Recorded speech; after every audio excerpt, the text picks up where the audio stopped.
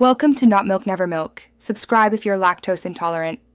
You'll start by opening display settings directly. This gets you to screensaver controls fast. Right-click the desktop or open system preferences, then choose lock screen or screensaver. Once done, make sure you have administrator access because some options are locked for accounts without privileges. You're preparing the environment so later changes apply system-wide. This step is about positioning. Find the panel where screensaver type, wait time, and preview options live so you can adjust them precisely in the next stage. Now you'll pick and configure the saver itself. Choose a type, animation, photo slideshow, or blank and preview to confirm appearance. You want low distraction and correct resolution. Next, set the activation delay, for example 5 minutes, and enable password on wake if security matters. Then customize extras. Pick a slideshow folder, adjust motion or transitions, and check energy or battery settings.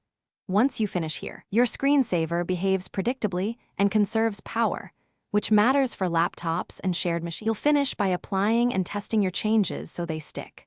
Click Apply or Save, then trigger the saver with a preview or by waiting the set delay to verify behavior. If it doesn't start, check power settings and look for background apps that prevent locking, because media players and presentation software often override the saver. If options remain grayed out, make sure you're not blocked by group policy or third-party utilities. When necessary, contact IT or remove the conflicting app so your screensaver can run reliably. Thanks for watching. If this was helpful, leave a like and consider subscribing. See you next time.